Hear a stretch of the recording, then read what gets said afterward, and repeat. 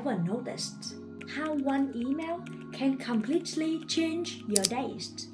Not because of it took too long to read, but because of you couldn't stop thinking about it. That's happened to me recently. The email took me 5 minutes to read, but by the end of the day, I realized that it took me almost the entire day to think about it.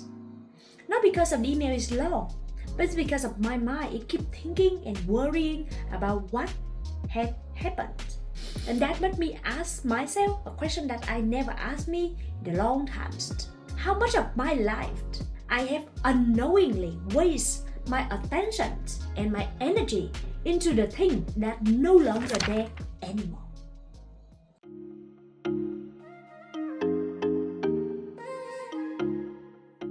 Hi, it's Kim again. Welcome to Zero to Soul, a deeper series inside Kim journey. This is not the series I teach you the business tactic. This is where I share with you the inner journey behind the founder, the part people don't usually see, the fear behind the ambitions and the healing behind the growth, the soul work behind building business, team, and a new life. Because sometimes the biggest transformations is not the company you build, it's the person you become while building it. It's a coming home to yourself. And of course, I don't have the answer for everything. I'm also learning. So if you are in the same journey, take a deep breath. Let's work this soul journey together.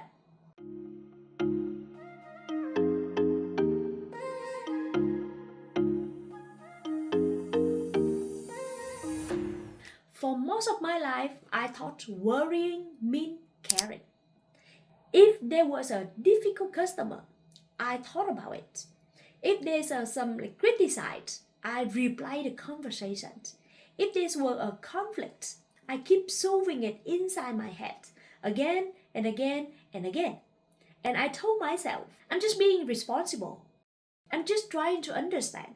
I'm just preparing what could happen.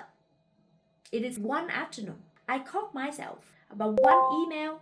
I read it. I close the laptop already. I walk away already. But the email following me. While making lunch, while driving, while I'm talking with my wife, and even in my evening walk. The email was not there anymore, but my mind is still living inside it. And that's what the moment I realized sometimes the event already ended, but our mind keeps saying and keep paying rent to the past.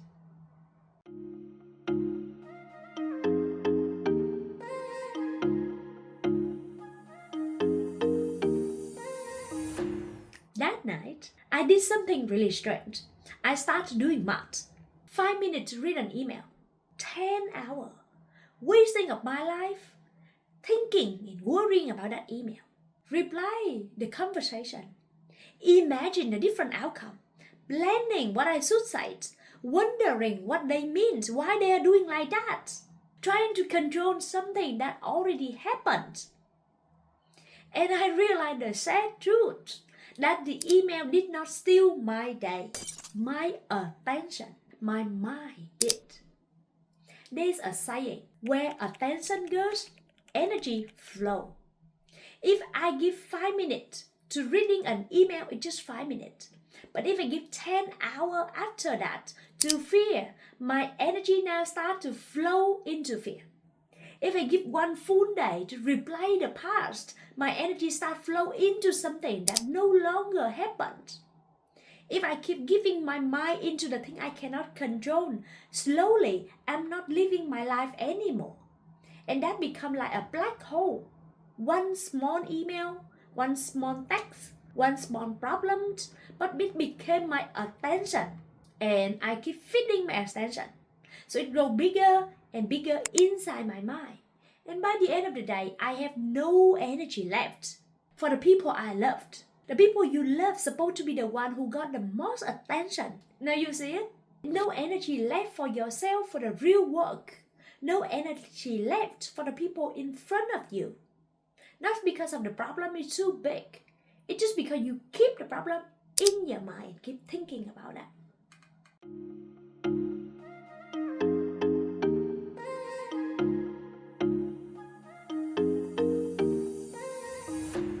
So let's go with the reason why.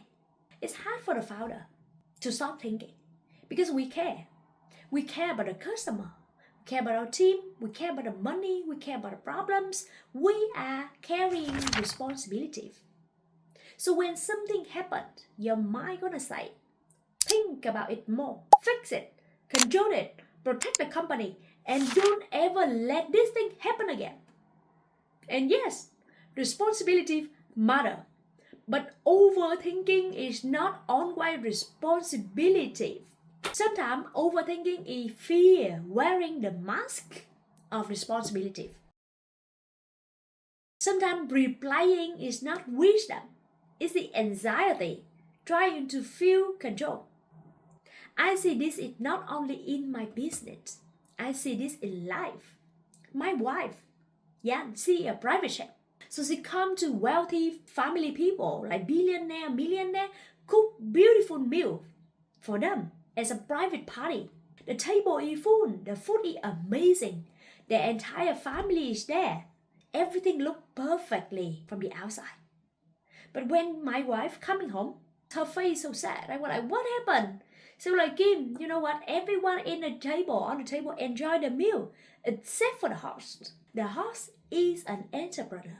He's sitting there, but his mind is somewhere else. Maybe he's still working. Maybe there's a problem. Maybe there's an email.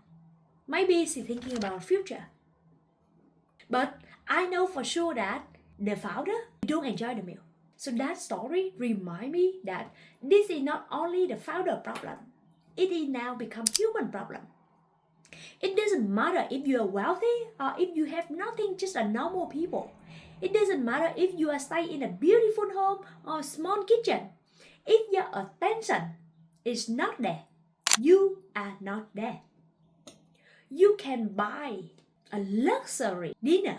You can invite all of your friends and family members to come. But if your mind is trapped somewhere else, you miss a very, very memorable moment that you are working hard to build it. And I say it from compassion because I've done it too. We call it physical present, but mentally upset. Sitting with somebody I loved, but still thinking about an email. Walking outside, but still playing the conversation in the past. Having dinner, but still carry on one problems that already happened last month in my mind. I realize I don't want to build a business and I live my life inside my mind. I don't want to physically present with the people I loved, but mentally upset somewhere else because of not everything and not everyone deserve your attention and your energy.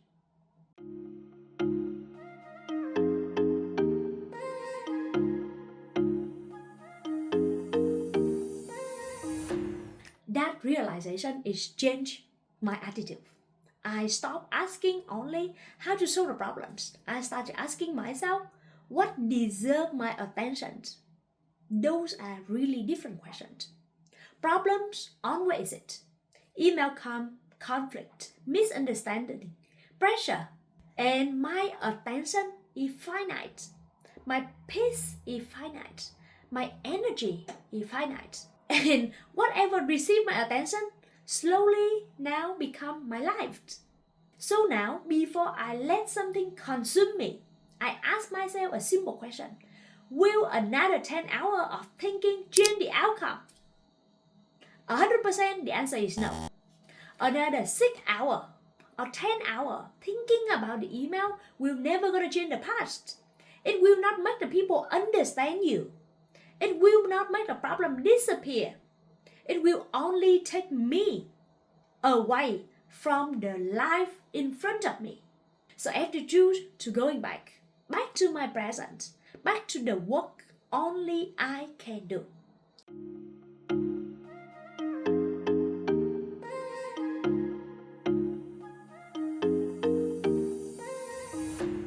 How do I do it? I treat myself in a simple practice. We call it 3-step practice. Here I'm going to share with you. Firstly, I'm notice. Notice when you are in the room where your mind leaving the room. You might still cooking, driving, walking, talk to somebody, but where's your awareness? Notice it. Don't judge it. Just say it. My mind is still with the email. My mind is still with the conversation. That's where the awareness is beginning to remind you. Then you name it. You name it like it is responsibility or I'm fear. Is that I'm trying to solve the problem. I'm just replying the conversation. Is that a preparation for the future? I'm trying to control the situation. Sometimes I simply say it. Hi anxiety. Hi fear. Why are you here? Are you trying here to protect me? And after I name it, it loses its power. Now I return. Of course, it's not perfectly. When it go, you bring it back. When it go, you bring it back. I just return to the moment. Return to the person in front of me. Return to the food my wife is making for me with love. Return to the work that matter and more important. Because peace is not always a big spiritual experiment. Sometimes peace is simply noticing that is your mind left you. And lovingly bring your mind back to yourself and to your beloved. So if one email, one message, one conversation, or one problem has stealing your day, maybe ask yourself, it is still happening? Why am I keep it inside my mind? Will more thinking about that gonna change the outcome? Or this is the time for me to going back to my home? Because maybe your greatest work is not waiting for more time. Maybe it is waiting for more attention from you. Maybe the journey from zero to soul is not to escape life. It's about returning fully to the life that you already here. Not later. Not when everything is solved. Not when everything is now perfect. But now, this moment, this life. If this feel like your journey, notice you don't have to figure it all out. Sometimes the bravest thing we can do is stop running and begin coming home to ourselves.